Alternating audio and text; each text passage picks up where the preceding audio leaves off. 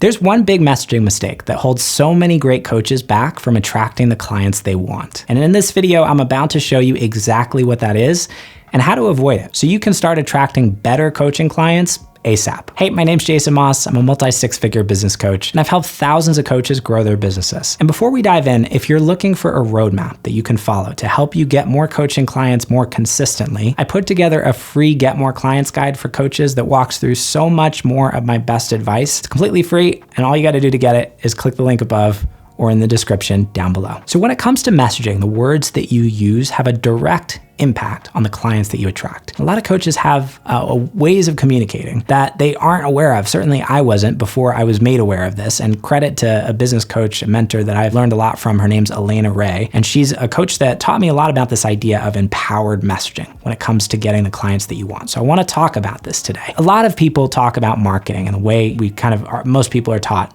how to market themselves online is like, speak to the struggle, speak to the pain point. I used to do this and I still do this sometimes. It's like, sometimes you get into like content creation mode and you're like, are you struggling with, XYZ? Are you, feeling frustrated or stuck when it comes to XYZ? And really, playing up the pain points that your ideal clients are experiencing. And look, the truth is, like, there is some validity to this. And generally, like, problems are oftentimes a big motivator for somebody wanting to make a change in their life. The problem with really focusing on like super heavy pain point messaging and speaking to the struggle and more of this like disempowered messaging is that it attracts disempowered clients. And just ask yourself, like, are the clients that you really want to work with the ones who get on the call and they're like, oh my God, I'm totally stuck.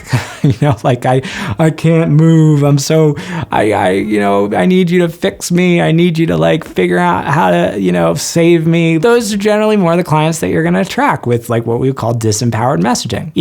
A lot of the reason people invest in hiring coaches is not just because they're like stuck and they need, somebody to fix them. It's because, they're ready to get to the next milestone or the next level. And they want someone who can really help them get there faster. And so this is like how more empowered clients think. I want to talk in this video about empowered messaging and really give you a couple of tangible ways that you can shift your messaging to make it more empowered and ultimately attract more of the clients that you actually want.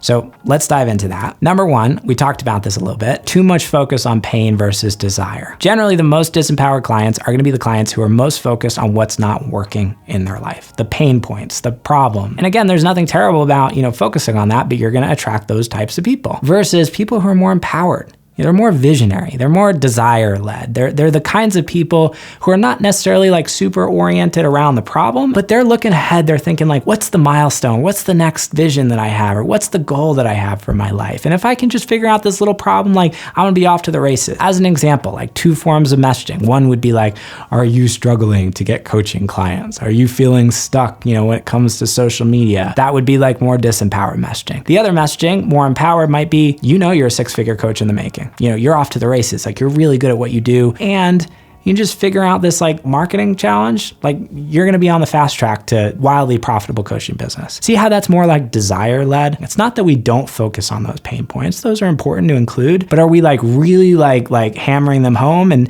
spending the majority of the time focused there? Or we focus more on like the vision and the desire? More empowered clients are going to be more oriented around that desire and less around the pain. Number two, using overly negative or dramatic language. Very easy to use these phrases or words in messaging because oftentimes a lot of people teach marketing like this. Like, I've taught marketing like this, are you struggling? Are you, stuck? Are you burned out? Using these phrases or these words that like really hype up the pain. Sometimes you don't even think about it when you're writing them. I know for me, you just get in this like flow of like using these words and we don't even really stop and ask ourselves, like, if we had to picture someone who's like burned out, what are they experiencing in their life? And is that the kind of person that I really want to work with? Maybe they're feeling discouraged, but they're not stuck. Is there something that we can use, languaging that we can use that maybe is like not as like extreme, that's going to attract someone who's a little bit more empowered, who knows that, there's a pain point or a problem, but they're not like wallowing in it. So looking at the language that you're using and the words that you're using and asking yourself, am I making things like overly dramatic or overly negative? If you are, then don't be surprised if you attract people who are in the most disempowered states, because those words, if someone's burned out or they're stuck, like you're going to attract people who are burned out and stuck? And do you really want those people? Asking yourself these questions. When you look at every single word of, your messaging and your post. By the way, this is a big part of what we do inside Coaching Launchpad. I give you feedback on your social media content, because when you can get my eyes on what you're doing and another perspective, and someone who can actually take a look at what you're doing, you make 2, 3, 4 shifts and you're off to the races and you're attracting the clients that you really want as a result. All this being said, looking at where you're using those more extreme forms of messaging language and asking yourself, is this really reflective of the clients that I actually want? And number 3, framing coaching as a need versus a want. This is another big difference between more disempowered clients and more empowered clients. Disempowered clients generally tend to look at coaching as a need. Something's broken in my life. I need,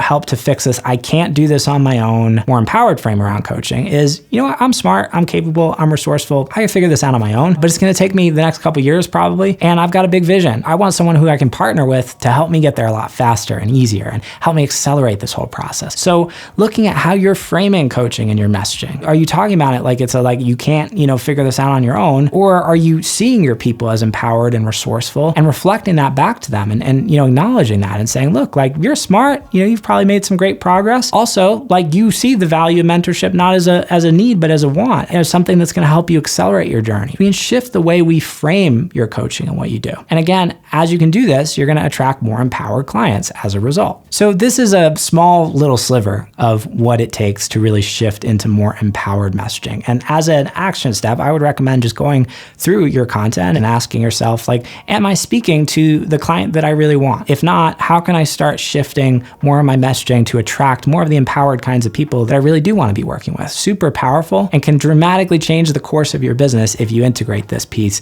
into the work that you do. Now, as I mentioned earlier, empowered messaging is one big key to success when it comes to getting more coaching clients. You also got to have the right marketing strategy in place. You got to have the right niche in the offer and a lot of other pieces to success when it comes to getting more coaching clients. So if you're looking for a roadmap that you can follow to help you do that, help you dial in the keys in your business that you need to have in place to grow your business and get more clients and increase your income, I put together a free Get More Clients guide for coaches that walks through so much more of my best advice to help you do this. And all you got to do to get it is click the link above or in the description down below. And if you enjoyed this video, you're definitely going to love that one too. So click the link on the screen to go check that out, and I'll see you in the next video.